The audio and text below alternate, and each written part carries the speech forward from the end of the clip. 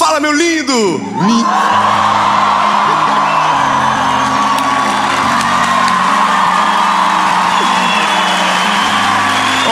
Olha.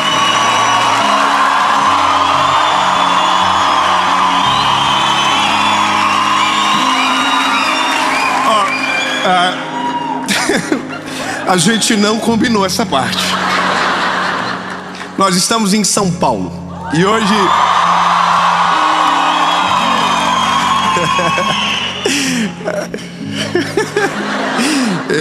pois é, né? Você entendeu, né? São Paulo, o povo aqui é sinistro, animado. Então não vai ser uma série normal. Eu declaro que vai ser a melhor série da nossa vida. E você que está na sua casa, aonde quer que você esteja, hoje começamos uma série chamada Oásis. E essa é a primeira mensagem da série. Toda segunda-feira, 7 horas da manhã, em ponto, tem uma mensagem de Deus para você aqui no canal. Então,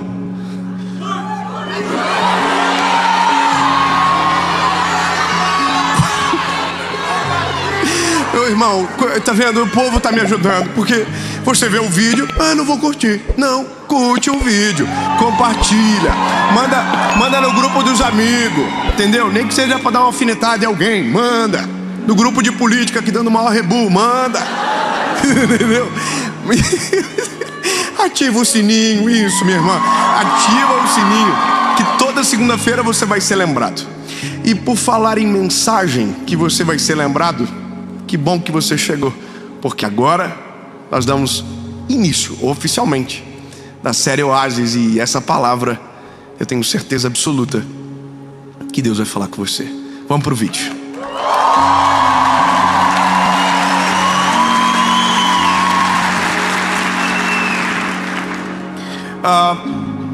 Evangelho de Jesus, conforme escreveu Lucas, capítulo de número 13, versículo de número 6.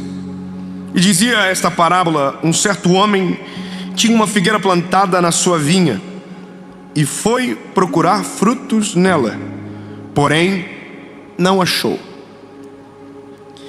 Eu me lembro desse texto de quando eu me converti, quando eu aceitei Jesus lá no começo da minha jornada com Jesus. Foi uma das primeiras mensagens da minha vida que eu preguei. Essa mensagem, ela mudou a minha vida, ela marcou a minha história. Eu nunca imaginei que um dia eu revisitaria por conta de uma experiência nova. Exatamente isso, uma experiência nova com Jesus que me fez entender algumas coisas de maneira distinta. Então, eu quero que você entenda que essa pergunta que vai nortear a caminhada: Deus, o que eu faço? Ou qual caminho eu devo seguir? Ou será que eu saio da onde eu estou? Que são inquietações tão rotineiras das pessoas. Essa mensagem, ela é poderosa para responder a um tempo da nossa história. Deixa eu te dizer como nasceu. Esse mês agora, eu devo ter ouvido uma das histórias mais interessantes desse ano, de 2022. Russell Connell é o que conta essa história. É chique. Russell Connell. Esse homem, em 1869, ele estava nas margens do Rio Tigre, e o seu guia árabe contava milhares de histórias, mas uma história marcou ele: a história da mina de diamantes de Golconda. É um pouco estranho os nomes, mas você vai se familiarizar um pouco mais. E aí existia um homem que é o centro dessa história, chamado Ali Hafed. Esse homem tinha uma fazenda muito grande, uma fazenda que dava lucro, com animais que davam leite, com plantações, com lucro, uma boa fazenda. E esse homem era feliz com o que tinha uma esposa, filhos, era extremamente satisfeito com aquele lugar. Mas um dia ele recebeu a visita de um velho padre na sua casa, que lhe contou uma história de um lugar distante que haviam descoberto uma mina de diamantes. E o Ali Hafed perguntou para ele: e isso é o quê? O que isso implica? E o padre o explicou dizendo que um punhado de diamantes poderia tornar uma pessoa tão rica que poderia colocar seus filhos em um trono, que poderia comprar um pequeno país. E aquele homem, naquela noite, evaporou de maneira completa o contentamento no coração dele. Ele se sentia satisfeito, contente, feliz, mas aquela história daquele homem tirou a paz dele. Ele acordou feliz, próspero, e naquela noite dormiu se sentindo extremamente pobre. Na manhã seguinte procurou o padre e disse: olha, padre, eu estou com um negócio na minha cabeça, eu quero encontrar uma mina de diamantes. O que eu faço? Aonde eu encontro? E aí o padre disse: olha, se você encontrar uma areia branca com um rio que corre por cima nos altos montes, a probabilidade é muito grande de você encontrar uma mina de diamantes nesse lugar. O que Ali Hafed fez? Vendeu a fazenda, vendeu tudo o que tinha, despediu-se da esposa e dos filhos, e a palavra dele na despedida foi: não se preocupem, que quando eu voltar nós seremos extremamente ricos. E assim ele se despediu e foi embora. Visitou vários países, gastando sua fortuna em busca dessa mina de diamante. Foi para a África, para a Ásia, e no final da jornada, cansado porque não havia encontrado, ele estava em um lugar da Espanha, na beira de um mar, sem nada, falido, porque havia gastado toda a fortuna que havia juntado em busca incessante por aqueles diamantes. Bom, naquele dia ele buscou tirar a própria vida. Havia um mar muito tempestuoso, raios no céu, e ele se jogou no mar e nunca mais foi visto. Ele nunca voltou para casa. O tempo passou e o padre ainda morava no mesmo lugar. E um belo dia ele decide visitar o comprador da fazenda. E quando ele chega na casa do comprador daquela fazenda que Ali Hafed vendeu, viu no armário umas pedras pretas, cujo qual a luz que entrava na janela refletia e difundia cores coloridas daquela pedra. E ele disse para o homem: o que é aquilo? E o dono da fazenda disse: é uma pedra que eu achei no lago da fazenda. E o padre falou: não, isso não é uma pedra, isso é um diamante. E ele disse: não, é uma pedra. E o padre disse: então me leva aonde você achou. E chegaram em um lugar da fazenda, em um monte alto, com areias brancas, com um rio que corria. E o homem disse ao padre: eu achei aqui. E o padre colocou a mão por baixo, revirou a areia, e na mão dele veio pedras muito mais belas do que aquela que estava no armário do dono. Resumindo, havia uma mina de diamantes debaixo de Hafed. Havia um tesouro incalculável debaixo dele. E ele não se deu conta. Sabe o que é interessante? Essa história não é uma mentira. Essa história é real. Essa história foi contada por mais de 6.000 vezes por Russell Connell.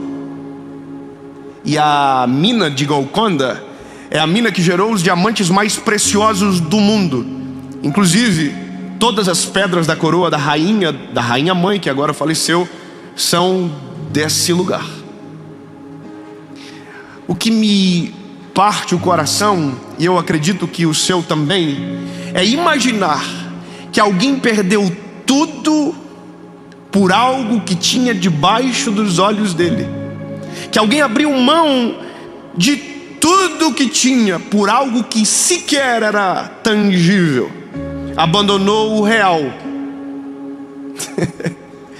E isso não aconteceu em 1869 somente. Isso acontece todos os dias. Todos os dias tem alguém dizendo: eu não sirvo para este lugar, ou este lugar não serve para mim. todos os dias tem alguém dizendo: eu quero ir para outro lugar, eu quero uma outra família, eu quero um outro trabalho, eu quero filhos novos, eu quero algo melhor. E sabe o que acontece, lindo? Porque nós olhamos de maneira errada, perdemos a riqueza que está debaixo dos nossos olhos, miramos errado e perdemos aquilo que Deus já colocou nas nossas mãos. Sabe, esse negócio de Deus, o que eu posso fazer, o que eu faço, às vezes Deus só está dizendo: fica onde você está, não se mova, remova a terra que está debaixo dos seus pés, que você vai ver, tem esperança aonde você está, tem diamantes debaixo de você. Glória a Deus, eu ouvi um aleluia. Eu vou repetir: tem diamantes debaixo de você. E é óbvio que eu não posso ficar na história somente. A Bíblia é o manual de regra e fé, o início, o meio e o para sempre. Sabe, o texto que lemos conta a história de uma figueira plantada no meio de uma vinha. É interessante entender o detalhe. A figueira nasce em qualquer lugar, dá em qualquer lugar, mas uma vinha não. Uma vinha, ela é exigente, ela precisa do solo perfeito, da temperatura ideal. Ela precisa, ela é exigente, ela é mimimi. É a geração que tem no nosso meio hoje. Aqui não tem ninguém. Aleluia. Ela é fresquinha. Ah, não, essa temperatura eu não vou dar fruto. A figueira não, irmão. A figueira de -7 a 40 graus, ela vai nascer. É igual o chuchu. Aonde você plantar, nasce. Amém? Bom, a Bíblia diz que o dono da vinha colocou uma figueira no meio. Você entende que loucura? A figueira não precisa de tudo aquilo, mas o dono da vinha colocou a figueira no meio. Bom, a Bíblia diz que quando o dono da vinha veio para ver os frutos da figueira, aconteceu um negócio: não tinha. Mesmo o solo sendo perfeito, mesmo a temperatura sendo ideal, mesmo tudo conspirando a favor, aquela figueira não tinha frutos. E aí a Bíblia diz que o Senhor, o dono da vinha, volta no segundo ano. E quando ele volta, a cena se repete. Não havia frutos. Eu quero que você compreenda exatamente aquilo que Deus quer para nós aqui. Nós somos a figueira, nós não somos a vinha ou a videira. Nós somos a figueira. E Deus não nos plantou no lugar onde estamos por um acidente. Eu quero repetir isso. Nós não fomos um acidente de Deus no lugar aonde nós estamos plantados. Não, o dono da vinha pegou a semente da figueira na mão, escolheu o solo no melhor lugar, abriu a terra, moveu a terra, colocou a semente da figueira, e essa semente é você. Exatamente aonde Deus colocou você é o melhor lugar para que você dê frutos. Lindo, eu vou te falar uma coisa. Todas as vezes que alguém conversa comigo sobre aquilo que a gente vive, chega à mesma conclusão que eu nasci no lugar errado. A logística da minha cidade é ruim. Todo mundo diz: por que você viaja tanto? Se você morasse em São Paulo se você morasse em São Paulo, você estaria a um voo de todos os destinos. Por que pegar 2 voos? Lindo, tudo bem você querer se mudar, e eu não estou dizendo que você não pode. Só estou dizendo que no meu caso é Deus dizendo: oh, lindo, fica aonde você está, porque o que faz você dar frutos, entenda. Deixa, já chego lá, só para não confundir. É que eu sou apaixonado nisso aqui, irmão. O que faz... Não, já chegamos lá. Eu nasci em Joinville. Eu queria ter nascido em São Paulo. Queria. Aliás, eu queria muita coisa. Eu queria ter nascido na casa do Silvio Santos. Eu sou amigo da família hoje e eu fico pensando, por que, Senhor? Eu não comi sucrilhos quando eu era pequeno. Eles comem sucrilho Kellogg's desde quando se entende por gente. Já pensou acordar de manhã, o papai dizer, mas oi, olha só. Desculpa, perdão, me empolguei. Mas imagina, ou melhor, eu queria ter nascido na casa do Billy Graham. Eu sou um evangelista. Já pensou eu acordar e o meu papai dizer, filho, abra sua Bíblia. Porque o papai vai te ensinar algumas coisas que o papai aprendeu com o mestre. Seria extraordinário. E esse é um negócio na nossa mente. Nós sempre estamos nos movendo de um lado para o outro, pensando que as oportunidades somos nós que criamos. Nós queremos tal lugar porque pra gente é melhor. Nós queremos aquela paternidade que porque pra gente faz mais sentido. Mas tira tudo isso da tua cabeça e agora olha o contrário. O que glorifica mais o nome do Senhor? O filho do Billy Graham pregando? Ou um garoto de Joinville, filho de pai que ninguém conhece, de mãe que ninguém sabe, pregando o evangelho? Você entende? O que para mim não faz sentido, Deus diz, é exatamente isso que eu quero, para que a glória não seja da figueira, para que a glória seja de quem plantou ela. Bom, eu quero que você saiba que a maior pobreza do homem não é a material, é a espiritual. E é exatamente isso que faz as pessoas confundirem tanto a sua realidade. Grava muito bem o que eu vou te dizer, meu lindo. A nossa pobreza espiritual faz com que os nossos olhos físicos não percebam a riqueza que está à nossa volta. Somos multimilionários. 10 irmãos receberam. Somos multimilionários. Nossa família é uma riqueza incalculável. Nossos filhos são uma riqueza extraordinária. Os nossos pais, o nosso trabalho, aonde nascemos, é um solo perfeito de milhares de riquezas escondidas que só vai descobrir quem ficar para cavar e mexer na terra. Portanto, meu lindo, ao invés de viver uma vida de fuga, tentando encontrar um lugar para dar frutos, comece a mexer a terra onde Deus te plantou. Os diamantes estão debaixo de você. A figueira está plantada no meio da vinha. Na terceira vez que o dono da vinha vem para ver a figueira. Interessante isso, né? Confesso para você que me incomoda um pouco você ter uma vinha que dá lucro e prestar atenção na figueira. Você ter um monte de árvores valorosas e se preocupar com a que não vai te dar lucro. Mano, deixa eu te dar uma notícia. Não tem nenhuma videira no nosso meio aqui não, tá? Todos nós somos figueiras. Tinha gente melhor. Jesus escolheu eu e você. É difícil, né? Os irmãos até dão uma glorificadinha, mas bem de leve. Porque a gente tem dificuldade de reconhecer que só Deus para olhar para alguém como eu e você e dizer: eu quero ver o fruto desse garoto. É só Deus para colocar a gente no lugar perfeito para dar frutos, no solo controlado, na temperatura ideal. Só Ele. Bom, mas Ele cansa. E o dono da vinha cansa. O dono da vinha diz: olha, é o 3º ano que eu venho aqui.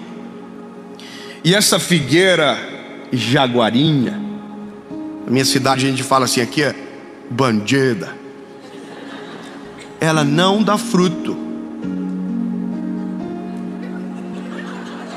Corta e joga ela no fogo.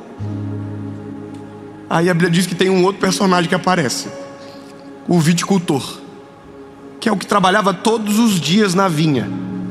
Ele é especialista em videira, mas a figueira está ali e ele está apaixonado na figueira. E ele diz para o dono da vinha: mais uma chance. Obrigado. Alguém entendeu? Eu vou dizer de novo. O viticultor diz: mais uma chance. Irmão, a chance é sua. Fala para o irmão que está do teu lado, que ainda não descobriu que é milionário. Fala assim: mais uma chance. Mais uma chance para você ser grato a Deus pelo teu trabalho. Mais uma chance para você parar de reclamar. Mais uma chance para você começar a celebrar o que Deus já te deu. Mais uma chance para o fruto aparecer. Sabe, eu vou te falar um negócio. O viticultor tem a gente sabe quem ele é. Ele está pedindo mais uma chance para o dono da vinha que já passou 3 anos. Mas é porque ele quer que a figueira acorde, sabe? A Bíblia diz que ele move a terra tudo de novo. Ele deita esterco. Ele retrabalha em algo que já trabalhou, para dar uma chance. Eu vou te falar uma coisa, lindo. Algumas mensagens eu gostaria de ter ouvido antes. Sabe, algumas palavras que Deus me dá hoje, eu queria que Deus tivesse dado, e já deve ter dado, mas eu não ouvi, para um outro pregador, para que eu pudesse sentar, ouvir, dizer: eita, é isso. A gente é cabeçudo demais, irmão. A gente vive uma vida às vezes perfeita, e a gente não tem coragem para celebrar e agradecer a Deus pelo que temos. Porque parece que nós sempre estamos em procura de uma mina de diamantes, e nós nunca paramos para observar tudo aquilo que Deus já nos deu e que está abaixo dos nossos pés. Eu tinha 23 anos, por aí. Realizei um sonho de comprar um carro meu, um carro dos sonhos. Comprei o carro, e o carro capotou. Com 5 meses eu perdi ele. Minha esposa estava dirigindo, ela dirige muito bem, e não entendi a referência, os irmãos riram. Ela dirige muito bem, um bêbado que bateu na gente. Tu vê que a falta de um ponto e uma vírgula muda tudo, né? Aí o carro capotou, perdemos o carro. E olha o que aconteceu. Era o primeiro carro que tinha seguro. Então eu recebi o seguro, comecei a construir uma casa, sobrou 14 mil, e eu comprei um carro no leilão. Meu pai comprou um carro chamado Symbol. Tá vendo? É por isso que eu traumatizei na época, por causa dessa gracinha. Um Symbol. Bom, eu cheguei na casa de um amigo meu com o Symbol, e meu amigo disse: olha, seja bem-vindo ao seleto clube de 14 pessoas do Brasil que tem esse carro. Bom, eu apelidei o carro de Simbólico. Simbólico. Simbólico é algo que está no lugar de algo, mas é simbólico, ele não é de verdade.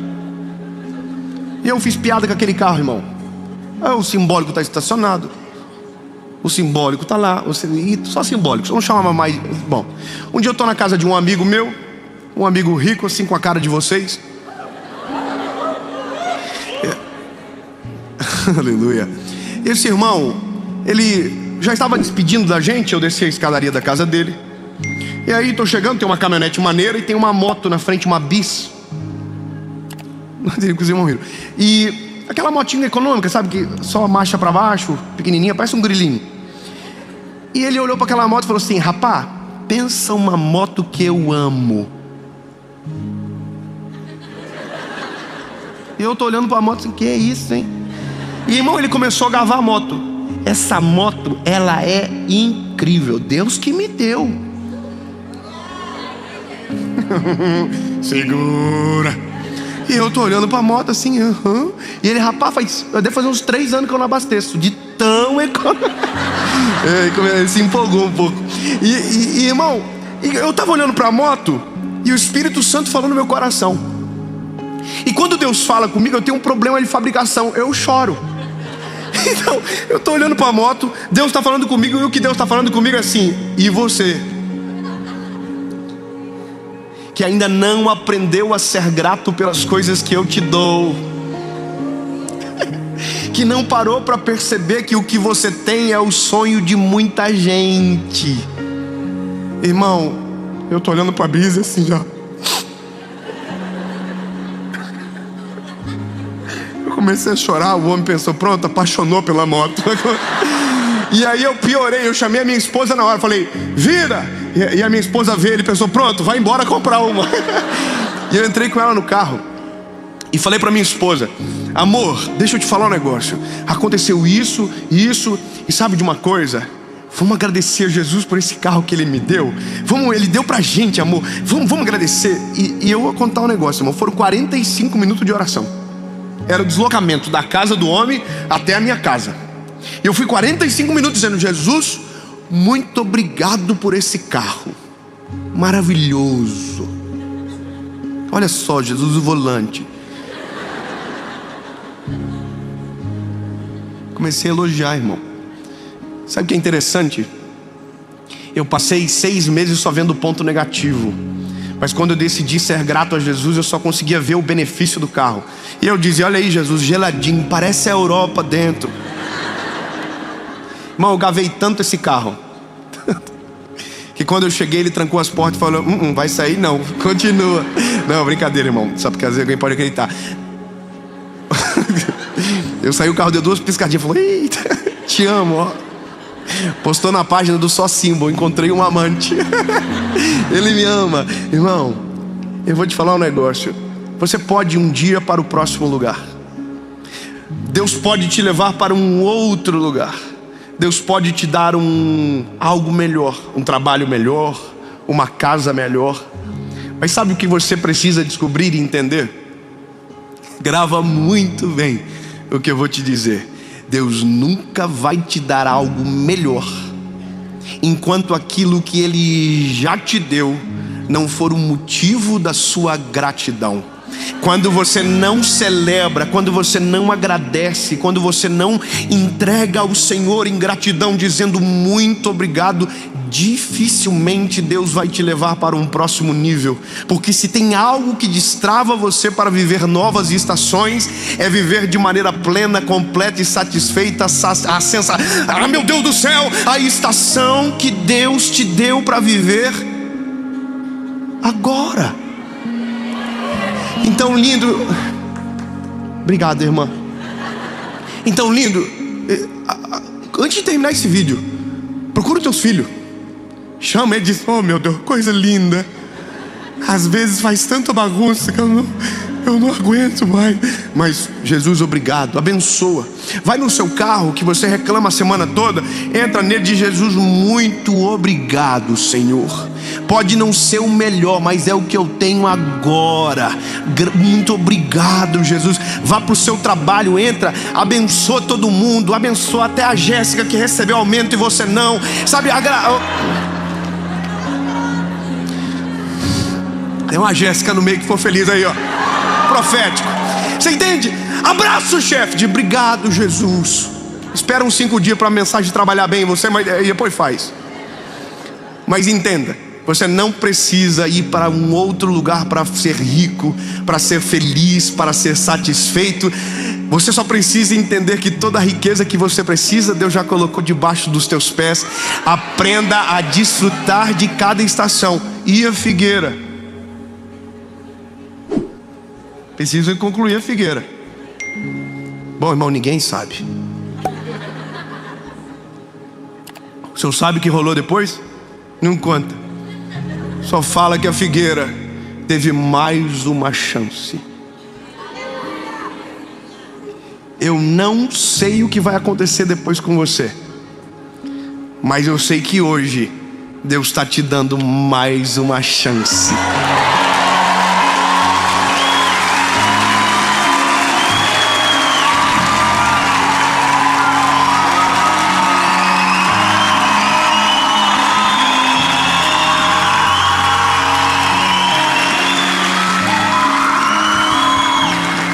Obrigado, Jesus.